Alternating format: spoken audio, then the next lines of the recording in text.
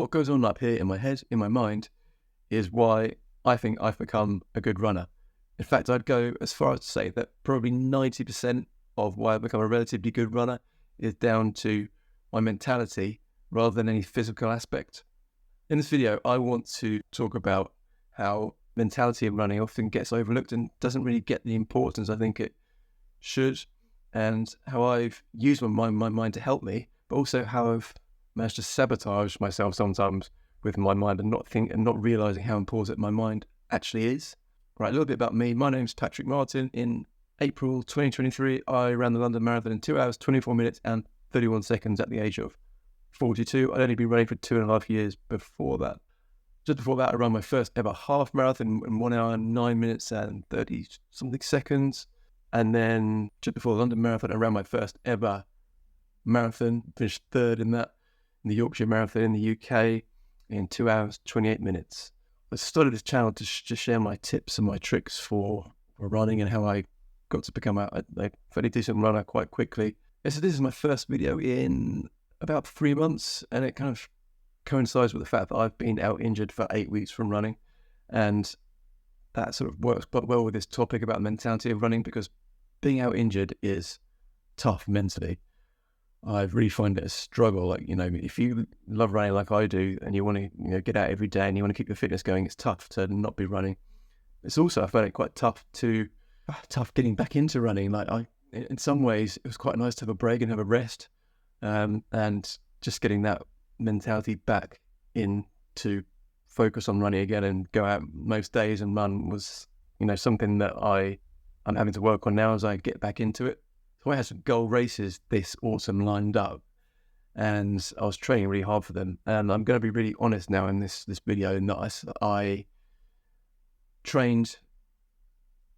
was training sensibly, but in reality, I really wasn't training sensibly. I was pushing myself to the limit. I was pushing myself too hard. So I just hit 2 hours of running, still going, and that's what caused the injury.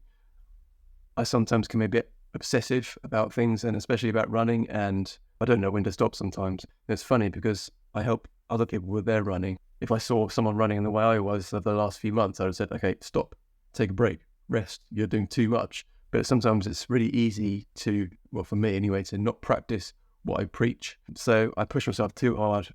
That's why I got the injury. To be really honest, definitely learned my lesson. The thing is, having this YouTube channel, I really wanted to try and push my limits to see what I could do and kind of report about those things and talk about those things. And, you hear a lot, you read a lot about this is the amount of mileage you should be doing. This is an optimal amount of mileage. I wanted to test, can I push my body to the limit, especially in my 40s? How far can I push myself? So I knew there was a risk of getting injured with the amount of running I was doing, the amount of mileage I was doing, the amount I was pushing myself.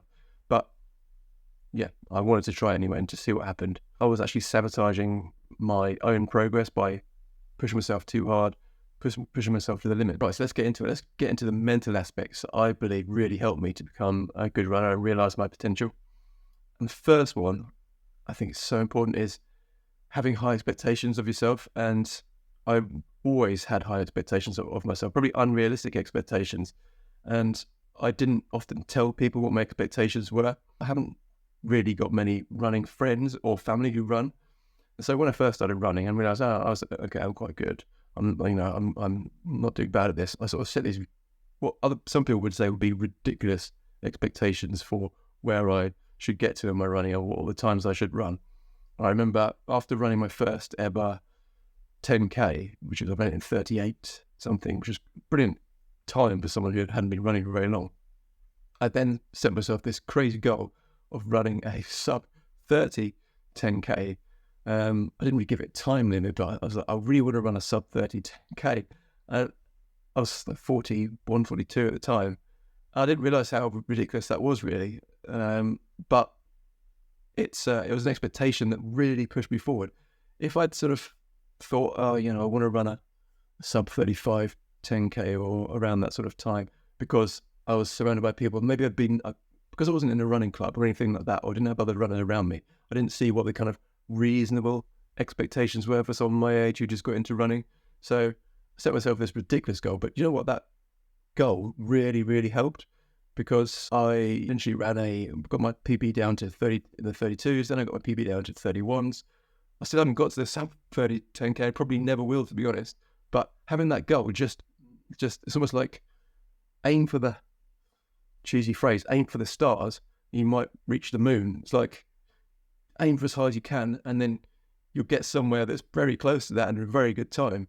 But if you aim for something smaller, it's not as exciting, and you're not pushing yourself as much as you probably could. The second thing that I think has helped me a lot mentally is to have the mental discipline to be consistent. And I've said in previous videos, I really believe consistency is the secret to huge success in running. And I'd run 200-kilometer weeks some weeks, and I'd make sure I got out running most days. Yes, as I said before, sometimes overdid it, but being consistent is incredibly important.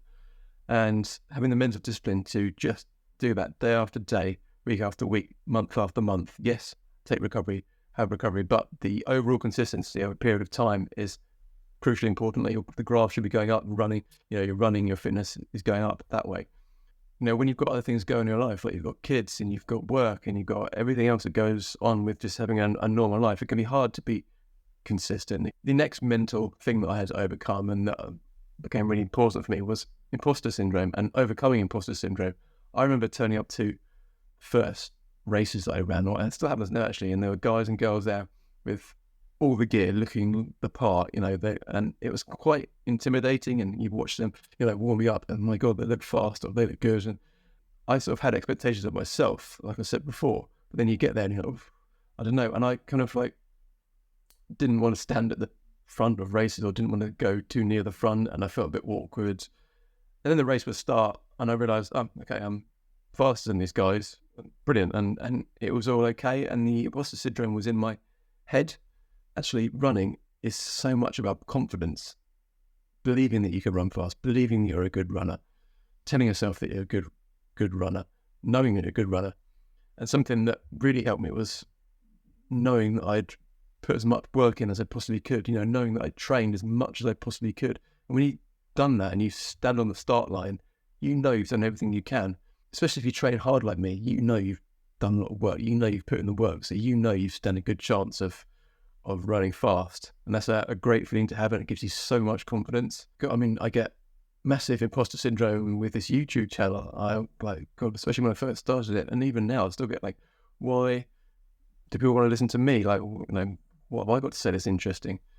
Luckily the comments I've had over from all the videos I've done have been so positive in the main that's helped me so much. But yeah, imposter syndrome is, I guess, it's part of life, but in running it's so important to be able to overcome it, and if you can, then I think you can really achieve your potential, and that's what I've found.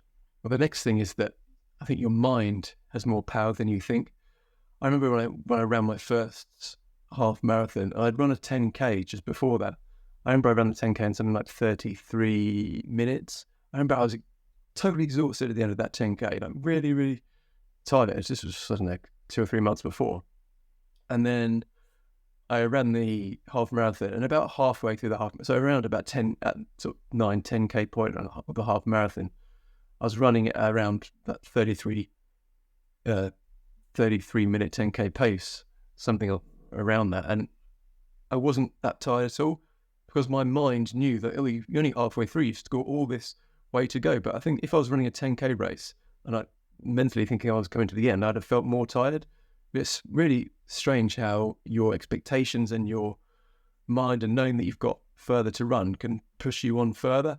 And yeah, then by the end of the half marathon, I was really tired. But I wonder if it had been a full marathon, I could have carried on going, because I'd known it was a full marathon. So if you can sort of tap into the power of your mind, like I try to do as much as possible. It's not easy. Not easy when you're running a race and you're in pain. But your mind, it's good to be aware that your mind has this power to do that. And sometimes when you are feeling physically finished, exhausted, there's still more there. There's still more in your brain. There's still more that you can push. There's still more that you could give.